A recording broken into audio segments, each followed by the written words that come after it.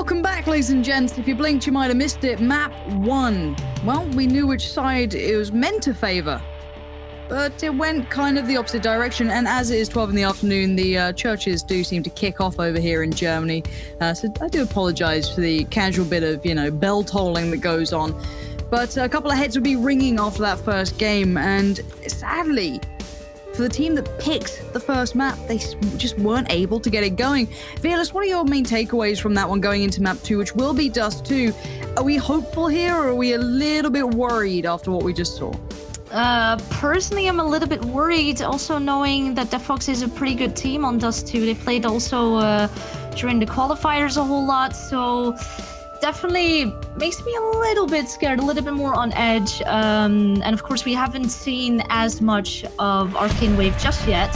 So maybe they will prove us wrong here, because we are moving on to Dust 2, the one and only. And let's see what they can do and if they can show us what they've got. It's Team Deftfox on the T side, Arcane Wave on the CT side. And let's go and get this pistol round started. Yeah, let's have a look at what we actually get from this. It looks like probably a play through the lower tons. I'm going to try and take a bit of mid control, but the double stack on short could be a bit of a problem for the T's if they do decide to go that way. However, play going to be switched up a little here, straight through CT spawn. What a little bit of a piece from the T's. I quite like this. Maybe we're finding out why Dust 2 is such a consistent pick for these girls. I like it. So far, not so good on the kill board, at least, as Mads has found one, found two, and potentially a third. Starting shots from that USPS just looking so damn slick when it works so well. Sue's the last one alive in a 1v3. Potentially could have done well there, but unable to convert once they got towards the site. But a swift start, but what a round to look at there. Villas, we had, a crazy T-piece coming out, very set play emotion, but an individual just derailing all of that. I mean, that's why I think most people prefer the USP over the Glock. It's great for tapping the heads, and it's definitely a good start there for Arcane Wave, and that's what we like to see. So already one round under the names, and looks like Team Deftfox are going to be grouping up here very close towards B. And nade will come their way, dealing a little bit of damage onto 3 of the members already. And now flash out, and here they come, but they're not going to be escaping from Olivka and Angie, as, a FAMAS is all you need, and they will pick everyone right up. Okay, Arcane Wave of pistol rounds pretty much sorted. It feels like that's something they're pretty good at. And a nice clean second round too, even better. The icing on the cake there keeps their economy nice and stable. They can get wherever they want to. Gonna stick on those SMGs a little longer, try and get the full value out of them. However, they are up against rifles. So don't be surprised if this one goes a little bit off tracks, as Deftfox definitely have the better purchase here, pound for pound, but here comes a bit of a set piece coming out from the CT. He's going to try and bring those SMGs to a better place, maybe bring them right up close and personal. Victoria on the other side has no idea what's coming their way, and suddenly, a bit of a weird scenario. That nade is deadly on. The push off the back doesn't find fruit at the end of that entire endeavor, but what a scrappy start to this. I mean, the recovery of Team Deftfox is pretty good, though. They feel the heat coming their way, but suddenly, they're on edge. And when the pressure comes, they can actually deliver. And, looks like it's going pretty all right. Matsix now last alive. I mean, last round, she did get quite a lot, or actually in the pistol round, she got a lot of kills. Maybe she can repeat that for herself, but going up against 4 Ts, and the bomb now is making its way towards B. Yeah, she could technically go for it with the money they still have, but I think it's better to just save that M4. Yeah, she could potentially get a gun or two away, but try and play it relatively safe. It might be a nice play, a nice idea, but we'll see if that could come through. For now, I'm just shocked at the pace. Can chat just confirm this ain't current CS, is it? I mean, I've been catching bits and pieces, but the pacing of this has been just lightning fast. These super aggressive kind of plays coming out have been quite exciting. I mean, I feel like the CTs were very willing to do it. Of course, in a scenario where you have those SMGs, you might as well try and use them in a way that's going to make it feel comfortable, right? Make it work a little easy, but not bad at all. I'm enjoying it. I like a little bit of that aggression coming through. It's fun to see for sure. But for now, the T's have safely made it to a decent enough range, and for Arcane Wave's remainder, which is Madzix, keep hold of the M4 just fine. Just doing the old crosshair wiggle. It's a classic maneuver. So, yeah, with Arcane Wave, I have a feeling, by the end of Train, we saw a little bit more of that aggression coming out. So I feel like this is now translating here onto Dust 2. They're hoping now that with this map, they can make it work just a little bit better. Unfortunately, that round kind of got, with all the individual plays right back from Team Deftfox. Didn't work out as they were hoping to.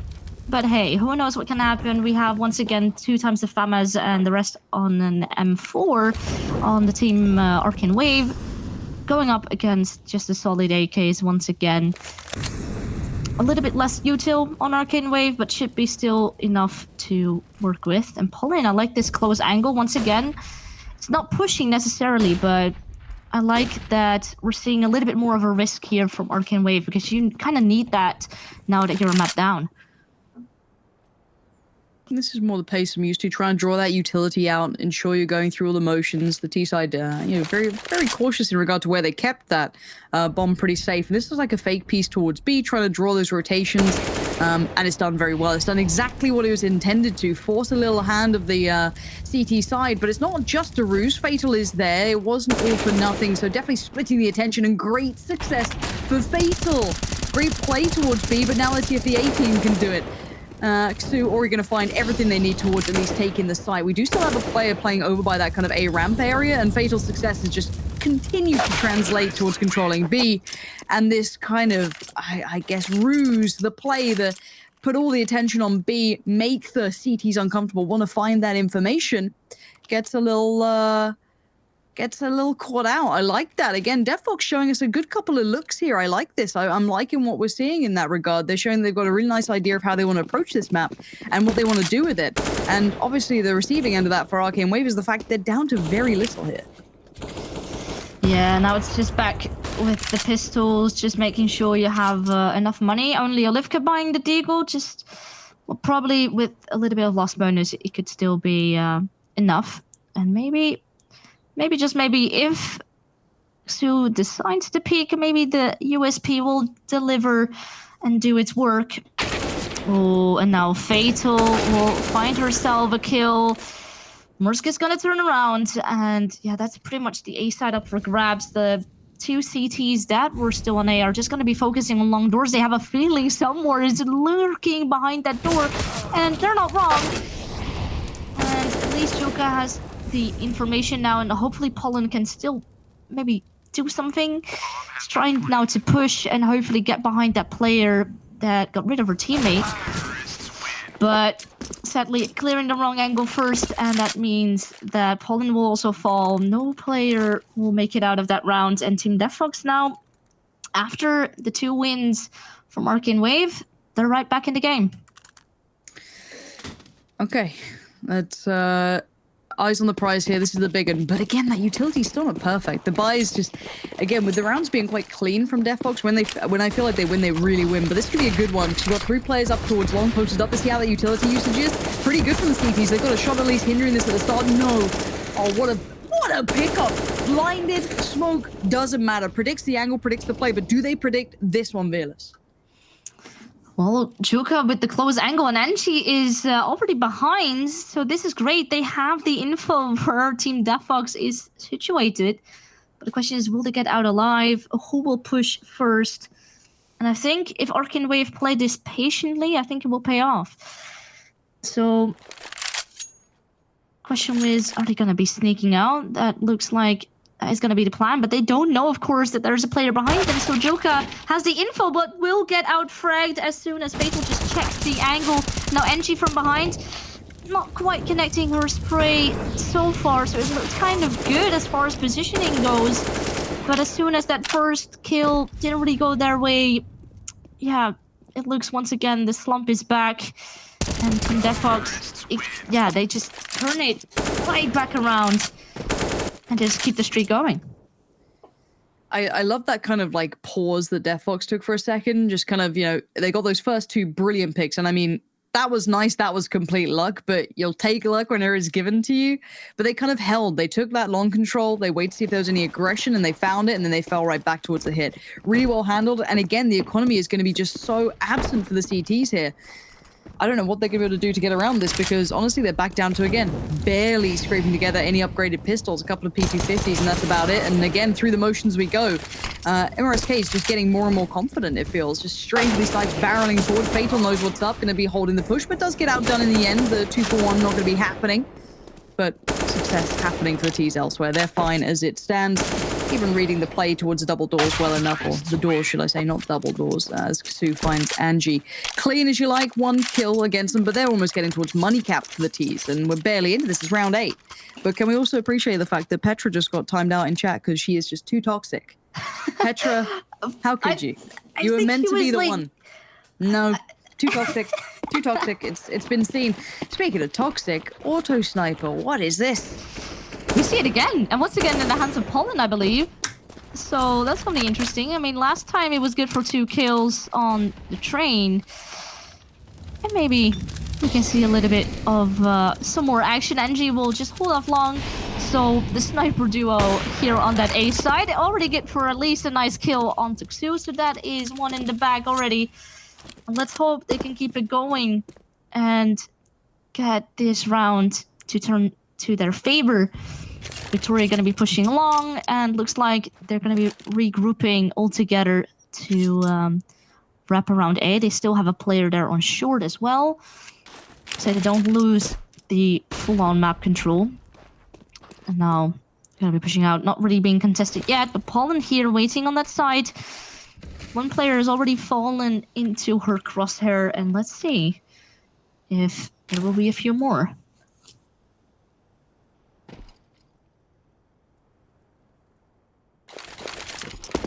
This utility better be bang on point. Don't you dare go early. You wait for that lovely little flash, forcing Pollen off the angle, smokes her up. But sadly, this still happens. And with Angie finding 1 too. Oh, the auto sniper. It doesn't make you feel right. There's something dirty about it. It's not okay. It's really not okay. Master's trying to do something, and Pollen says a big no. 3 kills and a big 1 on the board. 3 rounds now as well. It's what they needed.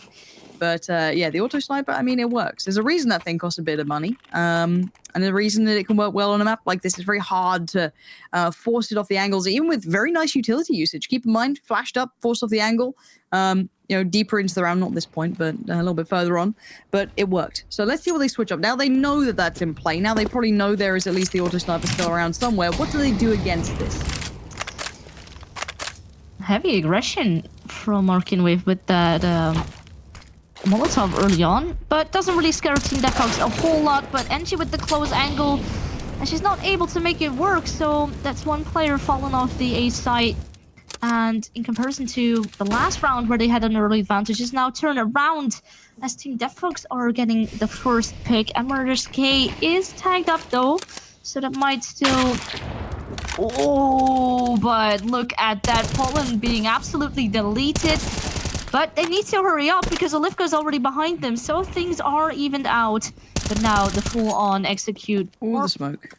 Yeah, okay, that's a gap. That's unlucky, but still they do manage to get onto the site, which is kind of a little bit of a gift because there was, you know, some slight mistakes happening there.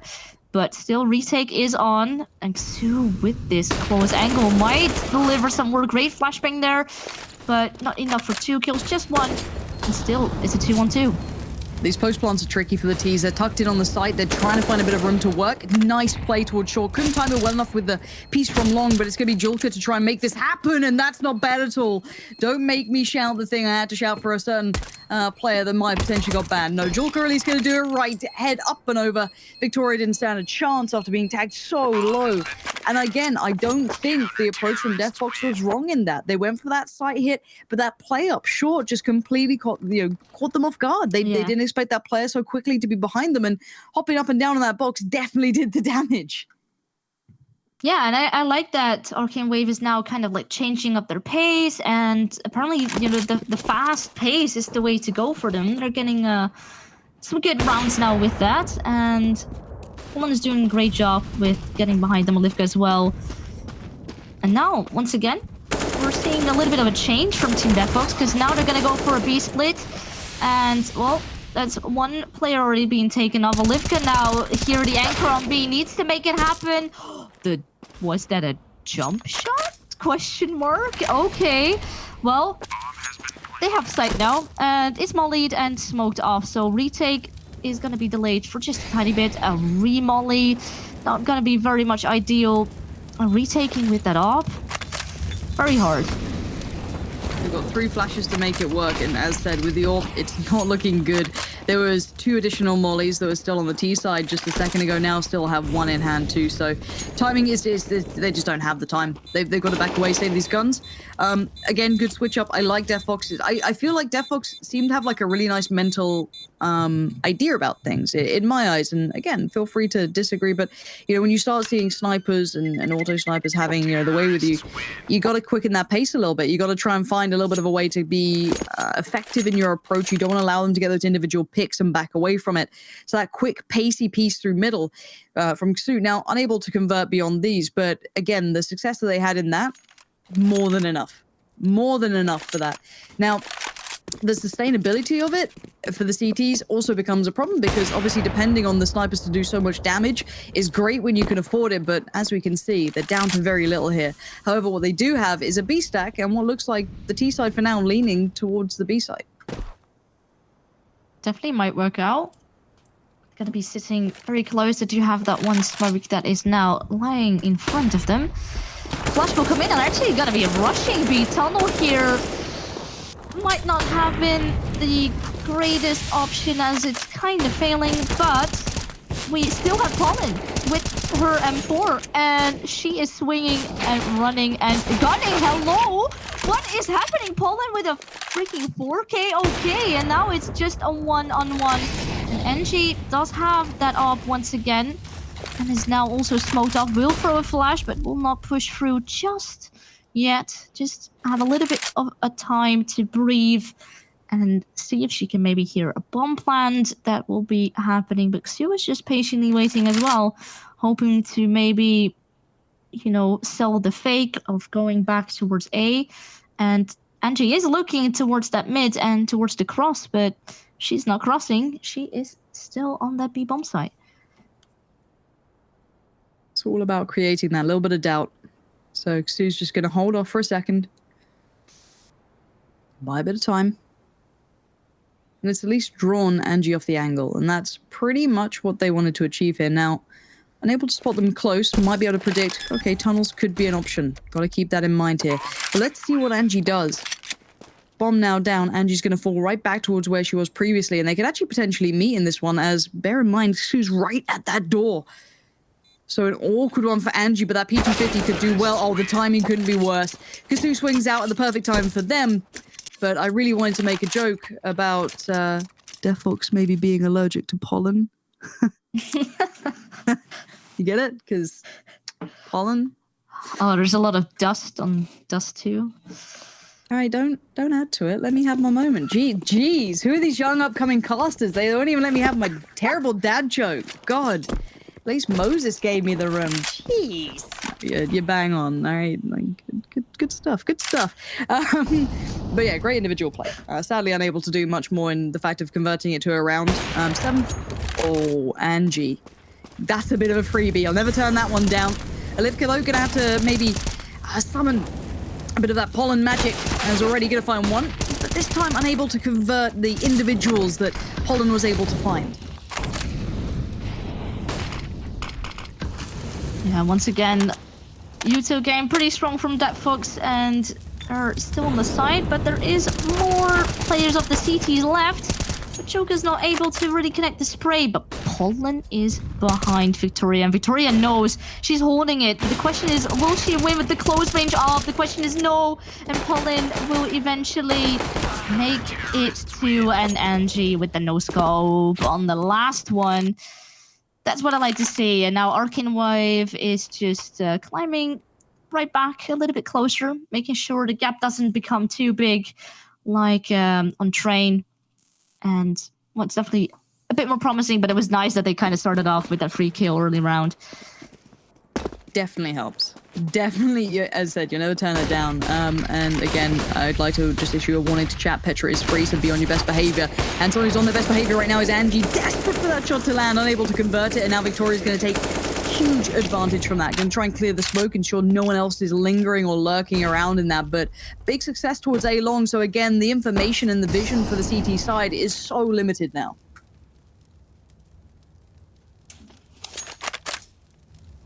Yeah, and looks like Team Deftfox is gonna go back to that comfy long take that they did before, and it worked before. So gonna be sneaking up close. No one is gonna be sitting corner. Flash, and Matsix just peeking a little bit too late because Mursk had just the timing to flick right back around, and Julka now anchor on the side is getting one, but that's all she will get. And it looks like it's raining Molotovs in here. Team Deftfox is able to get the side once again, and you know, we're almost closing up the half here. So with little money in the bank, it looks like they're going to be saving. But Xu will still take away a nice little rifle. So yeah, money for Deftfox will be still pretty comfortable, and Arcane Wave, they're kind of struggling now. They've hit a bit of a brick wall, but again, 5 rounds gives you room. It gives you a little bit of room. It's not a great deal, of course, but it's breathing room going into potentially a second half, even if that's all you get. Obviously, you'd want a great deal more. Obviously, like on the top of their minds is get as much room as you can coming into that T side. Deftfox do manage to keep those 4 players standing. Their economy is in a pretty good position now. Same sadly cannot be said for Arcane Wave. Their money has dwindled. It's looking a little rough now for them. As we did see, again, those snipers looking really deadly. You know, Angie looking good with it. And we saw that auto sniper coming out. But we do at least see the sniper still with Angie. But everyone else lacking in so many aspects of the funds hit. Angie has to be the difference maker. Simple as that. Also very interesting to see Olivka. She has that FAMAS now and bought up with a little bit of util as well. I can see why they do it, but it's also very risky, you know.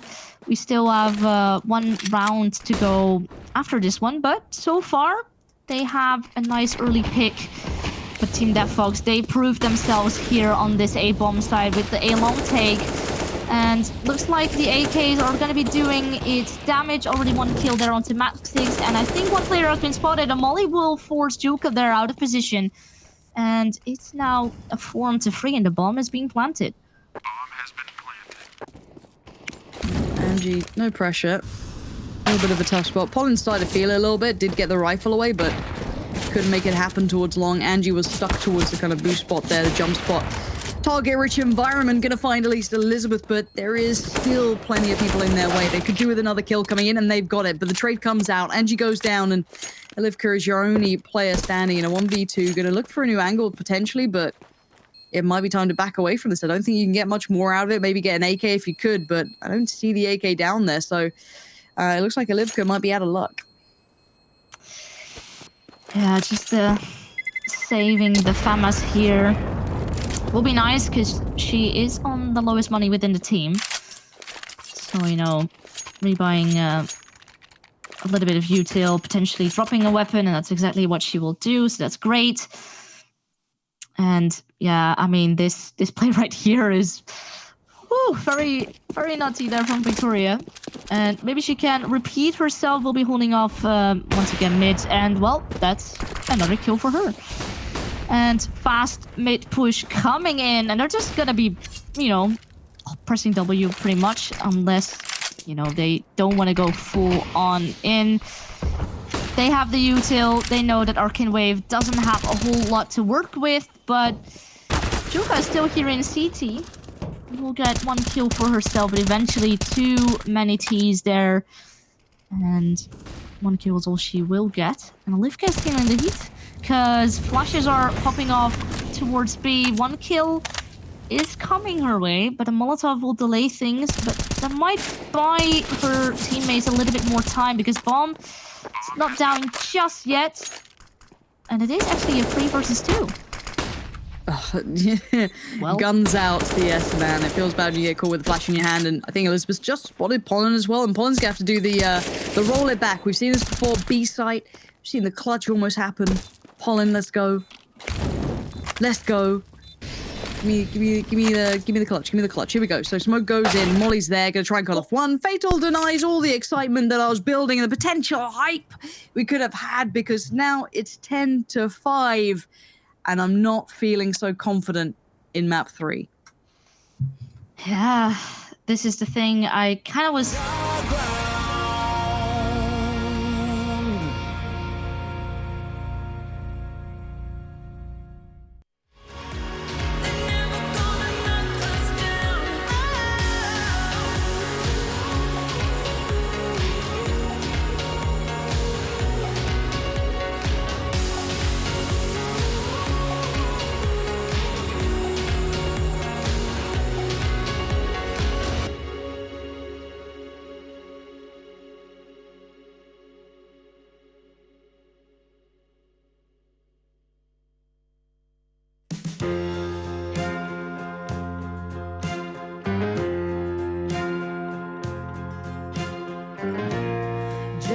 Because you say you love me,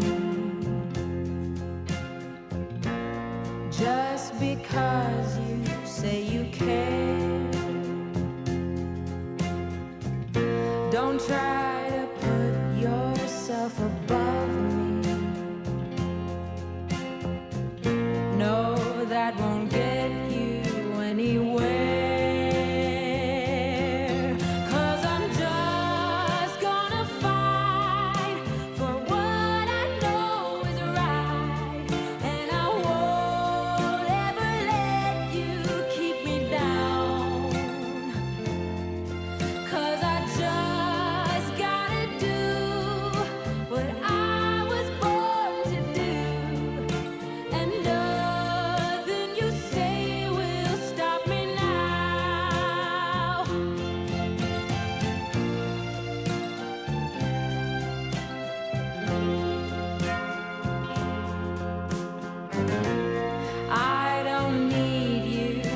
Protect me. I don't need you to jump in. I only want you to respect me when I say it's time for my life to begin.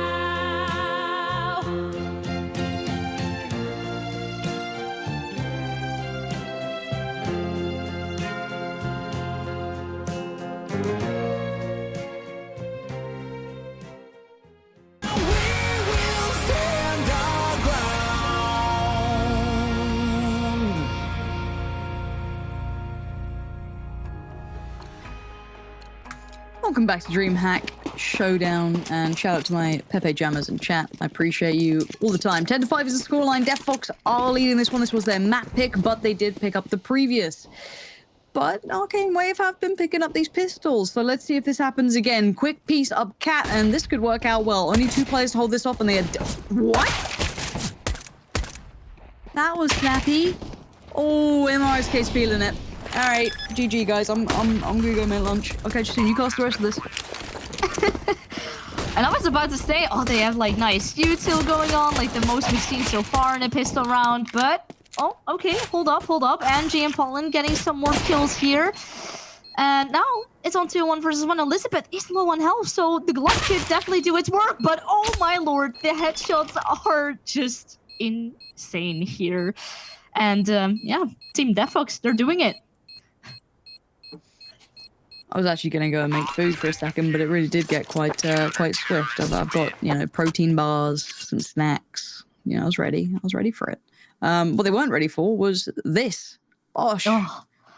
It's crisp. It's crisp. Why doesn't my USPS do that? Did I get a broken one? Feels bad. Feels pretty bad. The money feels bad. Again, it's pistol rounds. I always feel weird about pistol rounds because they never seem to mean much until you get to this scenario where you go into the second half at a deficit and you don't pick up the pistol. You're like, cool, I guess we're against double digits until, you know, another round. It's rough. It's really, really rough. So we do see a Tech 9, P250, Deagle or two here and there, but a well bought up CT side is keeping them at range. MRSK being a little bit aggressive, wanted to be a little bit confident with it, and I don't really blame them after that first round. I think they're still like feeling that T side with all the aggression that they still had like left inside of their bodies, because they're just gonna keep on pushing. Of course, you know, you just have like the MP9, so you can afford it. But it's still nice to see that translating here into the second half.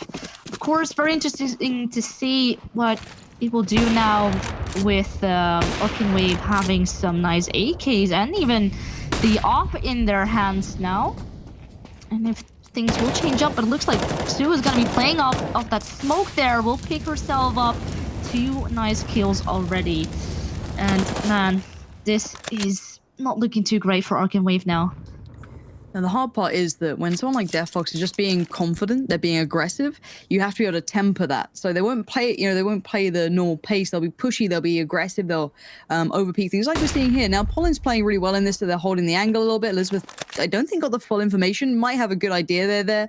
But at this point, you're seeing the creep up short as well. So again, Deftfox have the info, but they obviously don't have vision towards a site. And these guns by the T side, it's a big investment for them. So they really do need to make this one count. Already going to go through the motions of trying to clear the site in a methodical, clean way. But you can see the CTs aren't really moving. You've got one player towards pit, and that's about it. So pretty much positioned for the retake almost instantaneously. Yeah, and Elizabeth has a feeling that someone is going to be coming right from that door, and that's the case. Oh, that was a dink. I think it was through the door, because it didn't deal as much damage as I was thinking initially, but eventually the kill is definitely there. And that is one person taken out of the game, but the CTs are going to be bursting in. So Angie's still on the side. Amaresta are still in the pit as well. But eventually, everyone will be swept right off that A bomb side. The defuse can come in, and the gap is just getting bigger and bigger. And for the T's, long control is such a paramount position to try and get to complement the bomb plant. Whether or not you're actually sitting in pit or not, it doesn't really matter. To have that denied from you by the CTs then is pretty rough. That could have been such a nice pickup. And obviously the pick from the AK, it was over on long. It could have happened there, but again, the player in pit just kind of held their own and cost a great deal in that round. And now at 13-5, we're going to see if there's any metal left with Arcane Wave. They really do have to dig deep here. They've got to find some sort of performance now. Bit of a somewhat kind of basic piece towards long, just because they don't have utility to fashion much fancy player. A couple of flashes and 2 smokes. It's not beautiful, but it might work. If they get the right shots to land, just click on the head's forehead. That's all you got to do. Molly goes in. Flash comes out. Victoria didn't connect as well as I could imagine she wanted. Second time's the charm, though.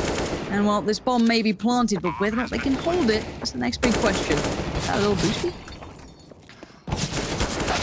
Oh, Angie not really able to work her magic with that AK. Maybe the AWP is the better weapon here. And Pollen, yeah, kind of stuck on long now with an AK. The defuse will probably come in. Yeah, and with little money in the bank, the best option now is to save. Maybe Sue will hunt her down, but it's not going to be the case. She may have her AK going here into the next round. Yeah, this was so dirty, and Sue just working that magic, man, with that AK. And the question is, what can Arcane Wave do? Deftfox is so close to taking the W here, and I feel like the confidence is kind of like slipping away. It's pretty tricky to stay confident when the economy's been so bare bones throughout such a great deal of this. Angie gifted an opportunity there, taking straight up fights. This feels like clutching at straws, and it's hard to watch as obviously the CT side have so many rounds to play with. Oh, why is it getting easier? through the smoke, didn't even see him. Livka, nice little valiant attempt at least through middle. And again, the trades are there, but they are mostly effective for the CT side. Now, the bomb isn't planted just yet, but it could be. But it's down to Julka, it's down to Madfix to rekindle some of that magic that seems to have dissipated here, and now just Julka alive. The Molotov there onto the side was great, and they could just use that to the advantage. But Julka is still alive and kicking. And already 2 kills and just 1 versus 1 now. She's holding the angle, knowing that most likely she will come up, but oh, hello. MRSK is gonna say peekaboo and show her head and just run in time. She's gonna flick, and now it's match point. I'm pretty excited by the now very likely prospect of MRSK up against the likes of Giuliano, Zaz, Petra, the kind of the big fraggers Mimi out there, Crazy as well. Like there's a lot, that's a lot of firepower. So I'd really want to see if they can go toe to toe with that, because again, so what you want about, the old Besiktas lineup doesn't really matter. Those girls can absolutely slap when it comes to the aim. So it could be a fun one. Right now, let's stick to the match we're in though, because the nade damage is pretty beefy. And speaking of the player, nice little flash in, couldn't convert on the second, but the support is there. Elizabeth a little late to the party, but arrived nonetheless, even brought a bottle of wine. What a wonderful guest here. Victoria does manage to put out the old molly, but Julka's success needs to be pretty well timed to try and deny this hit coming through. Victoria's still isolated here. Oh, well, Colin's gonna say hi as she comes creeping out of that smoke, but Victoria was there waiting, and that flash is definitely blinding Angie there, but the kills are still coming in. And Julka now needs to do it all on her own, but Fatal will absolutely destroy her, and Team Deftfox will take this first best of 3 in a nice 2-0 fashion. Well, that was pretty decisive, if I'm honest. I think our worries that started on Train certainly echoed into Dust 2 there. When you see a team that's kind of picked a more traditionally strategic map and they don't show those tendencies as quickly as you'd like, I was a bit worried, and I think sadly by that point the confidence was just so high for Deftfox as well. They were running through them. They weren't playing a normal game of Counter-Strike at that point. They were playing, almost this kind of hyper-confident, take every fight available, playing off the back of just flashing each other in, just taking these fights around the map. Very hard to play against, but a good little first look as to what to expect, because again, we know the caliber of some of these players. We know who's waiting in those semi-finals. We know, how good they can be. But it's the kind of opening rounds where we're currently at. We're getting to learn the new names here. Who stood out to you in this game, and how's your kind of overall thoughts on that first matchup? Very briefly. Definitely. I mean, I said it about Train, but MRSK, she translated her Firepower right into Dust 2. Definitely, there's a lot of potential, and I'm curious to see what that is going to look like later on in the tournament. And I just liked in general that Team Deftfox, they switched it up so much on Dust 2. Every time they came up with something new to try out and surprise Arcane Wave, and they took the W in the end.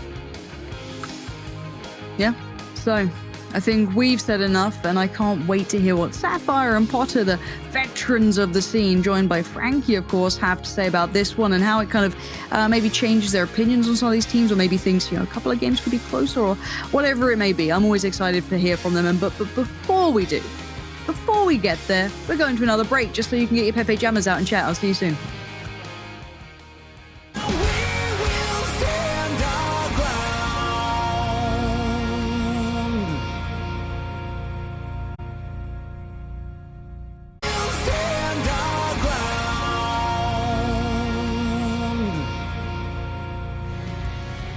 Welcome to the DreamHack Showdown Summer 2020, and if you've just joined us, you missed our opening series where Deftfox decidedly took the W over Arcane Wave. First on Train, which was Arcane's pick, and then on Dust 2. And I mean, for a team to pick Train, they've got to be feeling confident, but it seemed like that wasn't the case, Potter.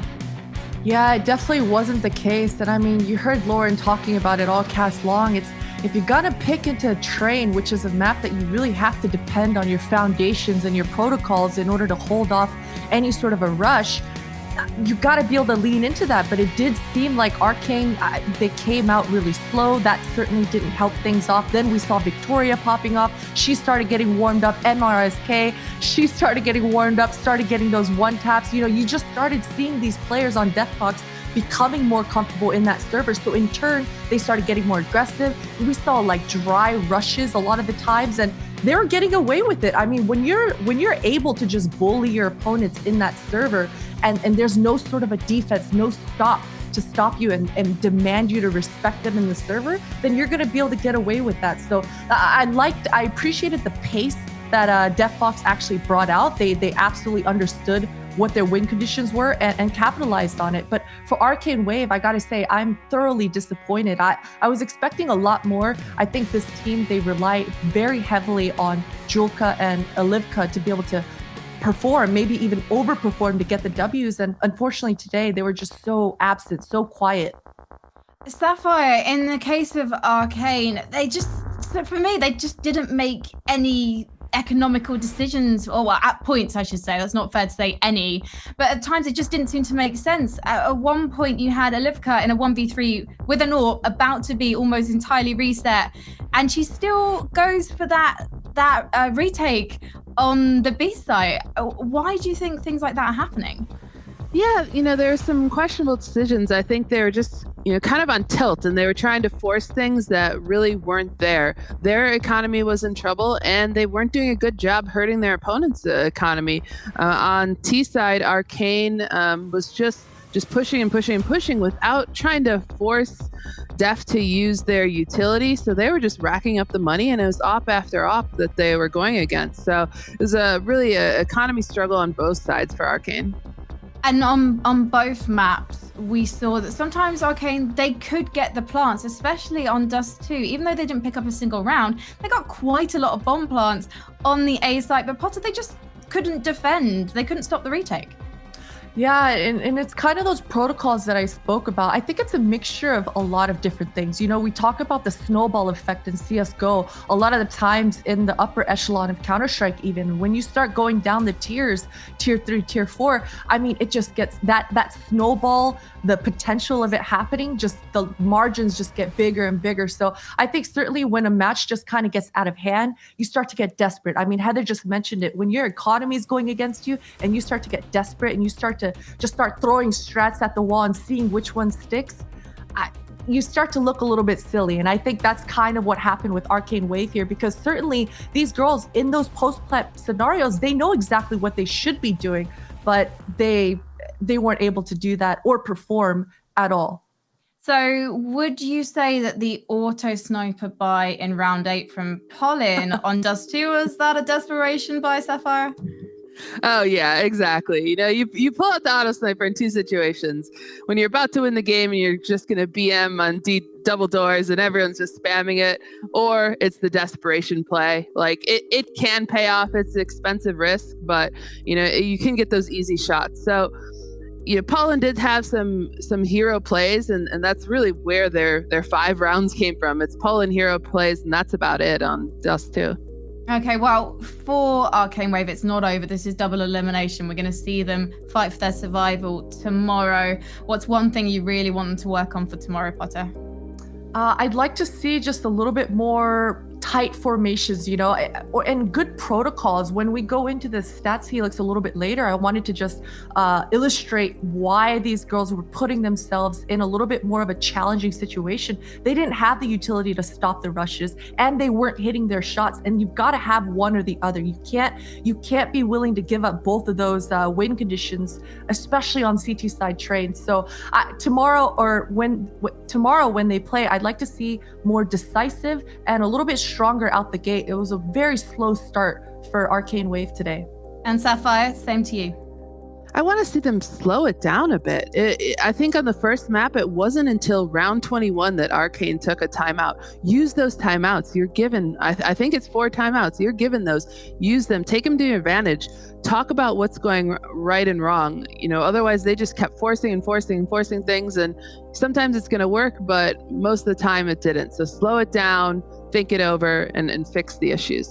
Well, let's chat a bit about our winners, Deftfox, before we head to the drawing board. In fact, now seems like a good time to go to the drawing board, actually, to talk about the fact that Deftfox won a round that maybe they shouldn't have. I mean, it wasn't a sophisticated way that they won, Potter. It just seems to be given up by Arcane.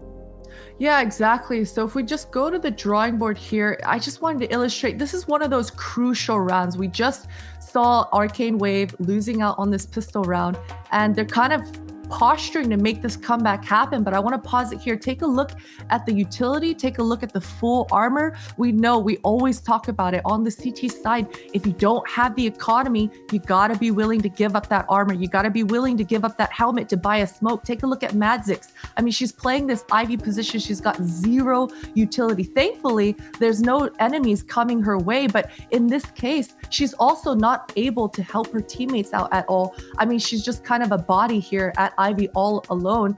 And yeah, it just kind of falls apart. Just take a look at Deftfox. Very minimal utility, just kind of outgunning and outpacing the rotations of Arcane Wave. And it did seem like the ladies on Arcane Wave, they were caught off guard on multiple occasions with these sort of fast-paced rushes. And especially when considering the fact that this is their map pick, this is their comfort pick, you got to be able to have those protocols hashed out to the T, to the details, so that you place yourself in more advantageous positions to actually posture for a W. Now, Deftfox are going to be playing against Originum later, and what I am hoping for are, of course, Victoria, Petra, AWP battles. Sapphire, what did you think of Victoria's AWPing style? She was solid, honestly. She was everywhere on the map. I think her rotations were great. She was unpredictable, and that's one of the best things an Opera can do. You know, teams are they're gonna see her at A, and they're like, all right, we're going B. The Opera's at A, and then all of a sudden she's at B. So rotations were great. Smart communication with the team, and that's what she's gonna need going against the Vilgas of the world. And given that, let's face it, Deftfox did give up some sites to Arcane Wave, you know, giving them a bit of cash that maybe they didn't want to. Mm-hmm. Potter, do you think against the very experienced Originum, Deftfox are going to have to be a bit more tighter around the way that they defend those bomb sites? Absolutely, because we have to remember also Arcane Wave, although they got bullied around and the scoreline was very one-sided, there were a lot of instances where Deftfox were at a disadvantage and Victoria had to really step up with that AWP and kind of bring them back into the rounds. So certainly moving forward, the competition is just going to get tougher and tougher. And as you mentioned, when you're going up against the likes of Vilga, you got to bring your A game. So definitely, I'd like to see Victoria kind of loosening up more. You know, it seems like she's got her AWP down to the T. Get a little bit more involved. I mean, have a game where you just single-handedly carry with that AWP, because we could definitely expect to see the AWP coming into huge play, especially in the female scene right now. Well, congratulations to Deftfox for that fiery performance. We can't wait to see you play later on today. But right now, we've got to get ready for our second best of 3 series. This is going to be Vodafone Giants female versus Skade. And we have got to take a short break. But when we come back, we're going to be evaluating these teams. We're going to be making some predictions as well. I don't know if there's a scoreboard for that, but I don't win at CS, but apparently winning this one, ladies. So I'm sorry, I'm going to shut up now. We're going to take a short break. We'll be back very soon.